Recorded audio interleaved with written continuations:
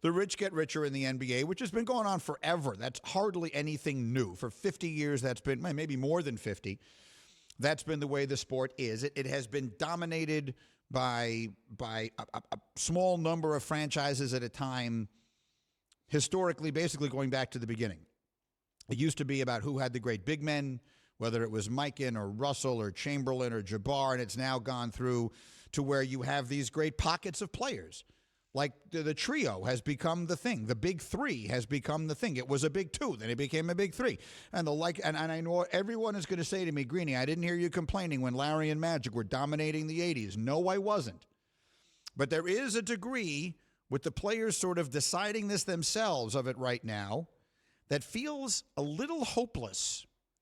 Like when Kevin Durant first signed on July 4th of whatever year that was, 2015 or 14, whatever year it was that he, in the Hamptons, first decided to go to Golden State and play with Clay and Steph and Draymond. I remember I came on Mike and Mike the next day and I said, two things can be true at the same time.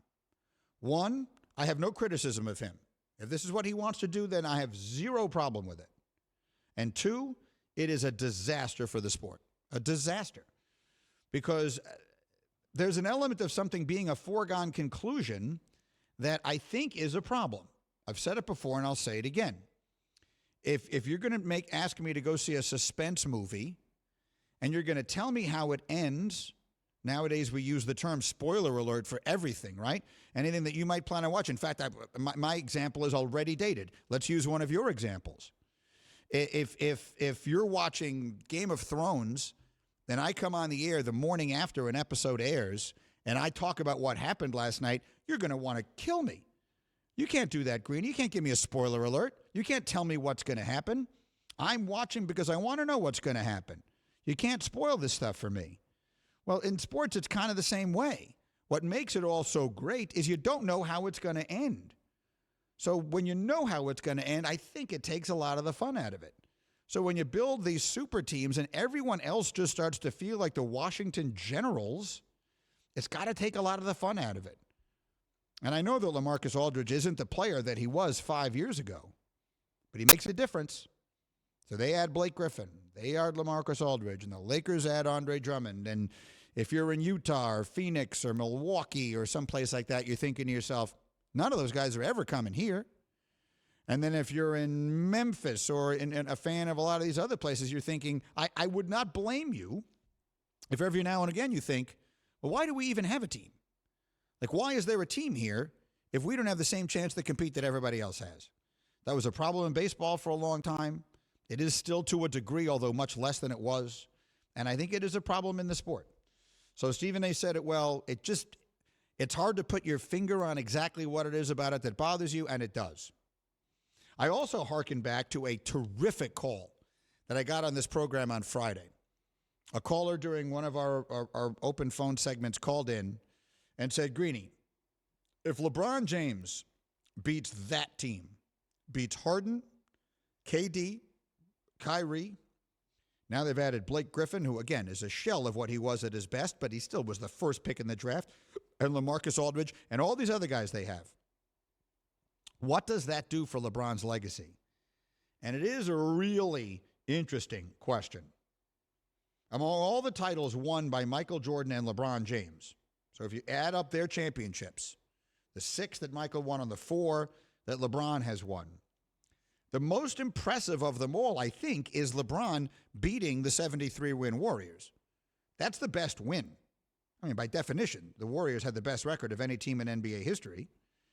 And LeBron's team had to come from 3-1 down to beat them. Now, there was the Draymond Green kicking in the ding-ding incident and all that kind of stuff. But one way or another, the facts are what the facts are.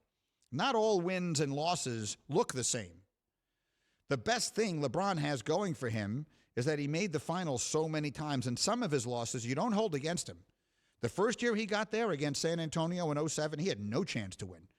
It is a positive on his record that he got that team to the finals. Conversely, the year they lost to Dallas in 2011, when he was just flat a big part of the reason they lost and could not play in the fourth quarters of those games, that one counts against him. Michael doesn't have any of that. Michael just went and won. So what would it mean for LeBron's legacy?